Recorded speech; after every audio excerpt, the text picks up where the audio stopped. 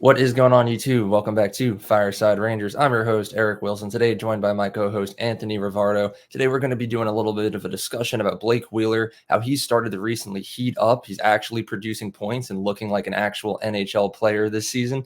And maybe he could just be the solution to that right wing problem on the first line that was there the entire time, and we just didn't see it yet. But before we get into that, make sure you guys like, subscribe, ring that bell so you don't miss a notification. If you're watching us on Apple or Spotify, be sure to give us a 5-star review. Leave your thoughts on Blake Wheeler down in the comment section below. And lastly, be sure to follow us on all of our social media platforms at Fireside Rangers on both Instagram and X. But before we get into this discussion on Blake Wheeler, Anthony, how are you doing today, my friend? Doing great. Hope everybody listening had a wonderful Christmas, happy holidays, everything else in between. Hope you spent some nice time with family members, ate some good food like I did. Love to eat my food, so I had a great holiday. We're talking about Blake Wheeler, talking about the first line right wing situation here for the Rangers. Eric, I'll just go ahead and say I might be the contrarian here. I don't think he's the solution. I'm excited to kind of go ahead and discuss this because while Blake Wheeler is playing a lot better recently, and I'm not trying to be one of those fans that just bags on Blake Wheeler for no reason, I don't view him as the long-term solution. I still think that the Rangers are biding their time until they can get a Capo Caco back, get Filipino back in the lineup as well. Those injuries and those players being absent from the lineup are severely affecting this team and forcing us to think maybe this guy's a solution when in reality, I don't really think he is. And I still think that the Rangers should look ahead to the trade deadline and try and make a move. But I'm excited to go ahead and discuss. Yeah.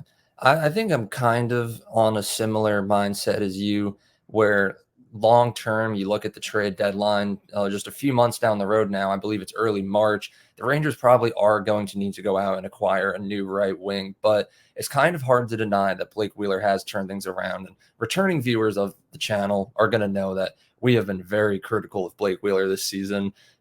Colin originally was a big supporter of him, said he would turn things around, but eventually even his faith started to waver. Me and Will have always been like, Blake Wheeler, you're trash, get off of our lineup. But you can't deny that he's turned things around.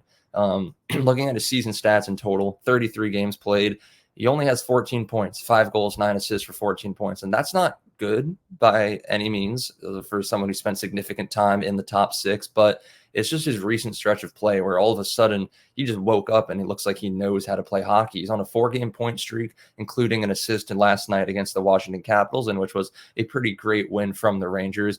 Over his last 7 games played, he has 8 points. So in this most recent stretch over the last few weeks, he is playing at over a point per game rate, which is very surprising to see. I mean, you look back to the beginning of the season, it took him a long time to even get his first point on the season. He was scratched in a few games because he was skating slow.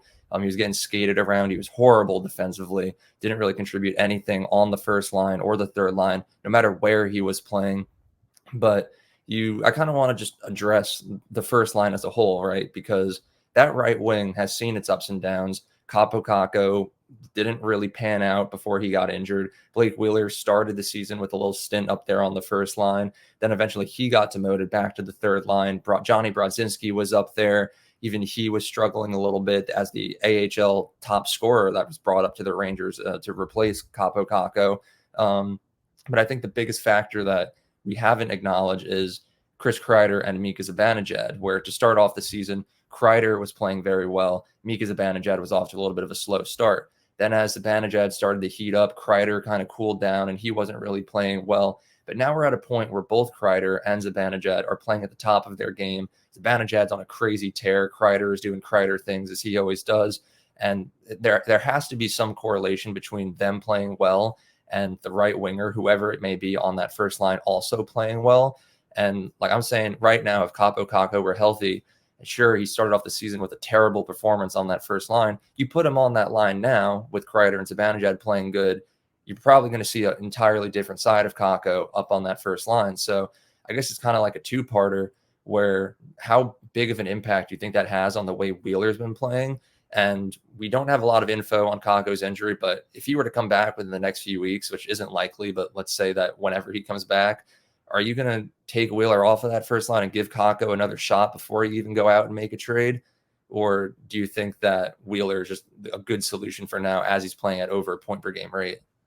Yeah, first part of the question, I think absolutely the performances of Kreider and Zibanejad are influencing the performance of Wheeler. It's not a coincidence that those two are playing at the top of their game, so now Wheeler's playing at the top of his game. I mean, those two are superstars. Those are the guys that the Rangers have been relying on for years and years and years. They're playing at an elite level right now. They've had a lot of players play alongside them on that first line over the past several seasons. Those players that play alongside them on the first line usually play pretty well because they're playing with two superstars. That's just kind of what you're seeing here. And Blake Wheeler is in a really good stretch of his game right now. It's not going to last forever, in my opinion. He's still 37 years old. He still has shown that there's a lot of flaws to his game, and he's not the player that he used to be. And he's only averaging 12.36 time on ice average per game. It's not like he's out there playing with the first line throughout the whole game.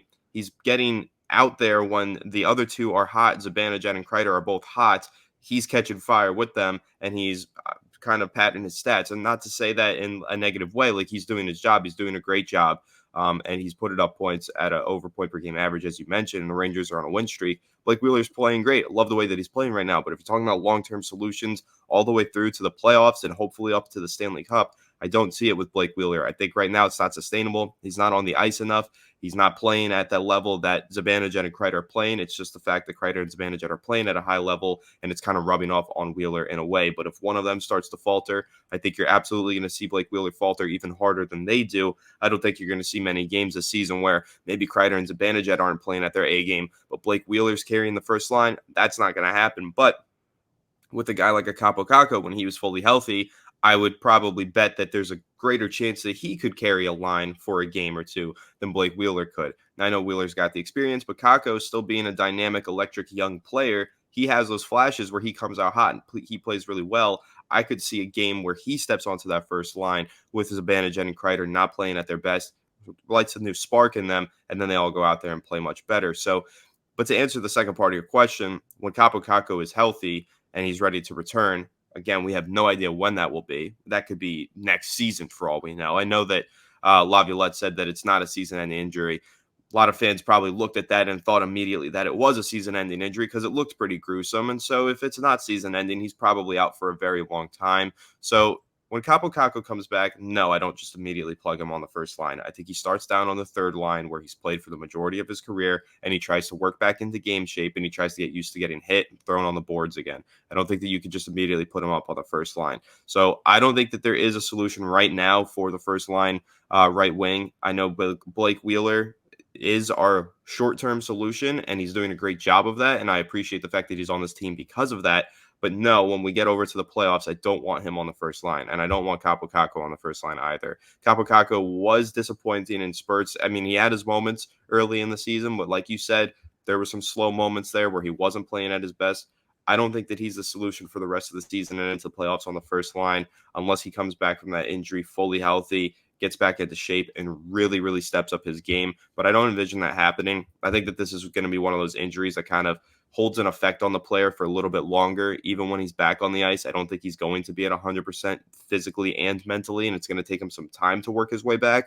So I think Capo Caco starts back on the third line, which I'm sure that I think we've had that discussion before. Eric had mentioned he's got to start back in the bottom and work his way back up. So I think that's what happens with Capo Caco. But in the meantime, I think that you want Blake Wheeler down on that third line after you make a trade for a first line right winger. That's what I think is the solution here. Not just for the now. I know that the Rangers are winning right now, but come playoff time and needing depth. I mean, God forbid we have another winger suffer an injury. Now what? Like, what do we do then? Then we're really screwed. Then we're talking about calling up prospects like Brennan Othman, and that could end up stunting his growth. We don't want him up here in the NHL right now. So the Rangers' right wing depth is just getting really thin all of a sudden, and they need to make a move, in my opinion. So whether or not you think Blake Wheeler is the solution for the rest of the season, I don't think there's any denying the fact that you need to find somebody who could definitely compete out there into the playoffs.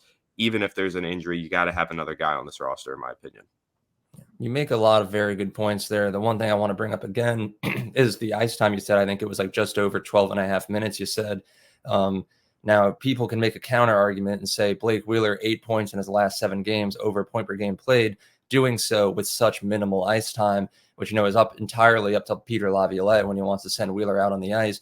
Now, what would happen if, while Wheeler's playing at this rate, Laviolette chooses to utilize him more, it gives him more ice time. Are we going to see more points from Wheeler because he's doing such like a impressive stat line with such little ice time? But that is the question of just how he's going to be used moving on. But I think I am in agreement with you that a trade does need to happen, but I want to take a little like flash forward into the future because it kind of presents the question of what do you do with Blake Wheeler? Because sure, you could say right now, if the trade deadline comes around before Capo Caco is back from injury, put the new guy, whether it be Frank Vetrano, Vladimir Tarasenko, hopefully Frank the Tank, up on that first line.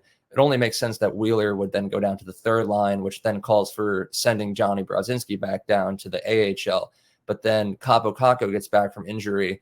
Then what do you do? You know, do you keep Wheeler on the team at that point? Do you move him to the fourth line and then have Pitlick go down to the AHL?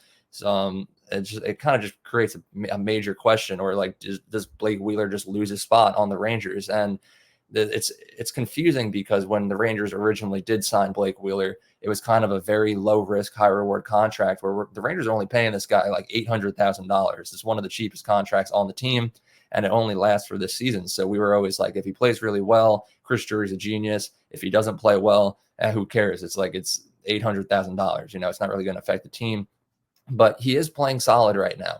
And whether it be because of Kreider and Zibanejad playing well, or he's just finally gotten comfortable in a new team for the first time in many years, he's playing decent. And it's going to be a problem later down the line when I'm just going to say when the Rangers trade for a new player, because they're going to have to. And I think at this point, with the amount of discussion going around the hockey world about it, it's going to happen. The Rangers are going to go out and find someone.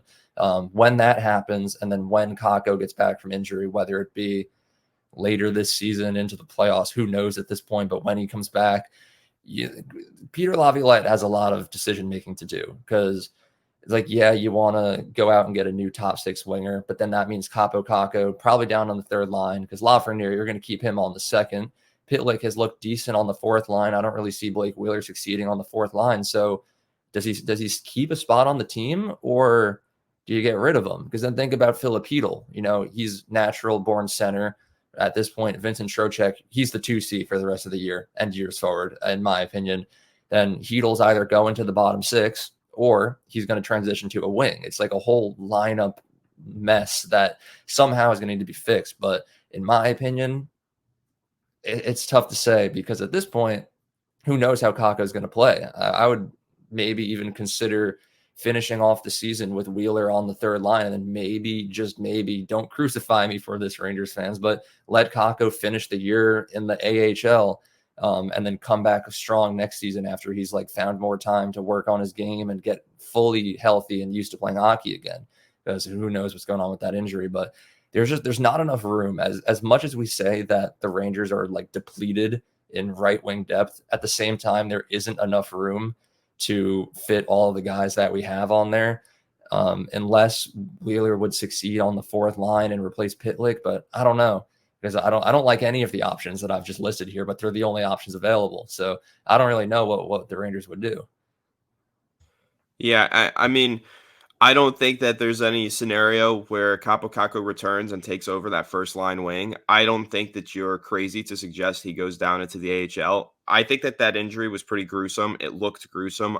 We don't know the extent of it. Can't really speculate on it. They haven't given any info on it, but it looked bad enough to the point where he's going to need a lot of time to recover, and he's probably not going to immediately get back on the ice and hit the ground running, right? I think he's going to need some time. So some time to get back into his game, get back into form. I don't think any time in the AHL can do any disservice to him. I don't think it's going to hurt him. Maybe it upsets him, but I think that he'll understand, like, hey, I had a pretty bad long-term injury. I need to knock this rust off before I get back into playing in the NHL and playing with this Rangers team that's red hot and looking to make a cup run. So let me just go ahead and knock off this rust. Peter Laviolette will call me back up when he needs me. And I think that that's something Capo Caco should understand. I think that's something Rangers fans should understand. So it wouldn't shock me if Caco does play a little bit in the AHL. I don't think his time there would last long. I don't think it would end his season in the NHL. I don't think it would be for the rest of the year. I think that he'd be called up, once he's healthy, once he's playing at top speed and top level.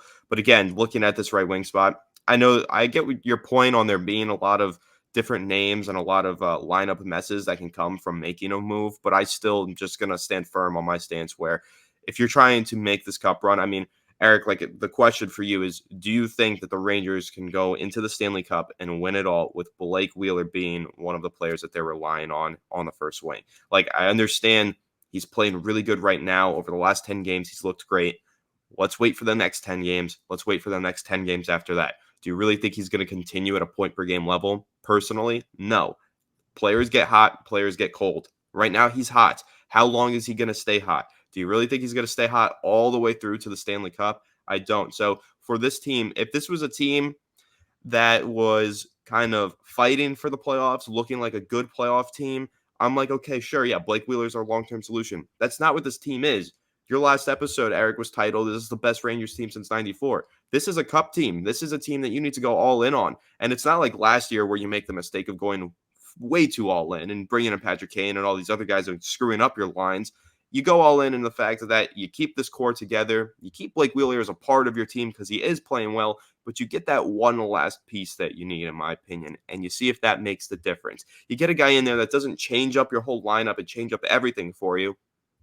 You get a guy that could seamlessly transition, get into the lineup, and make that impact and make up for some of the lack of production that you're missing elsewhere, which would be because of the Capo Caco injury. So it wouldn't be replacing Blake Wheeler because he's so bad on the first line. It would be replacing Capo Caco because he's injured and the Rangers don't necessarily have the proper solution for that long term. So that's the question that I'll ask you. Like, that's where I think this conversation goes and where it ends. Do you think that Blake Wheeler is going to continue this production, or do you think that he's somebody that you can rely on as your first line right wing all the way through to winning the Stanley Cup? Yeah, I think it's very clear just based on our discussion and the games we've seen. Blake Wheeler is going to stay hot as long as Chris Kreider and Mika Zibanejad stay hot. The second one of them cools down, you're going to see a steep drop off in production from Blake Wheeler, and it's unfortunate to say.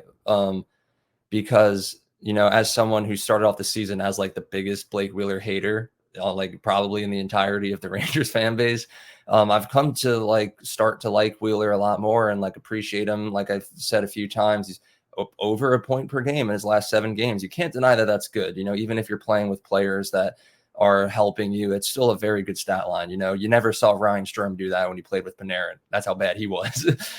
So yeah, Blake Wheeler is good, but when it comes to a Stanley Cup caliber team, no, I don't see Blake Wheeler entering Game 7 of the Stanley Cup Finals and like me being confident with him on the first line. You know, so I am in agreement that a trade does need to be made. I think at this point I'm still big on the Frank Vetrano train. You know, he's like he scored a lot of goals this season over in Anaheim. We've seen him work well in the past on that first line, but that's a whole nother discussion that we've already discussed a few times. So be sure to check out those videos. But yeah, I think when it comes to the whole situation with the lineup, as like annoying as it is, I think Drury and Laviolette, they kind of need to take that day by day. Where I'm just gonna like you said, we don't know when Kakko is going to come back. We can't really speculate on that injury, but just for the sake of the discussion, we'll say that the trade deadline is going to happen before Kakko is ready to return, which I think is the likelier option here. So at this point, Laviolette and Drury, they need to just go out and trade for a winger, get someone for that first line, put Wheeler on the third, worry about what happens when Kakko comes back from injury later on. You know, we'll save that for later, just table that for discussion at another time. And then they'll just come back to it later. I think that's the best course of action here. Just the Rangers need someone to be a reliable first line right winger, or if Kreider or Zibanejad have an off game and they're not scoring, there's still someone that's going to do something by himself, like Frank Vetrano or someone or anyone really at this point. You know, I kind of just switched back to just hating on Wheeler there for a second, but I don't know. That's my take on it. But I am curious to hear what everyone watching this video thinks about the situation. Is Wheeler your solution to the first line? Or do you want him on the third line? Or do you want him off the team? Is this just a little fluke that's been going on here? Let us know down in the comment section below. But thank you to everyone watching. Be sure to like, subscribe, ring that bell so you don't miss a notification. If you're watching us on Apple or Spotify, be sure to give us a 5-star review. And lastly, be sure to follow us on all of our social media platforms at Fireside Rangers on both Instagram and X for more daily Rangers content. Once again, thank you to everyone watching. Have a good day, and let's go Rangers.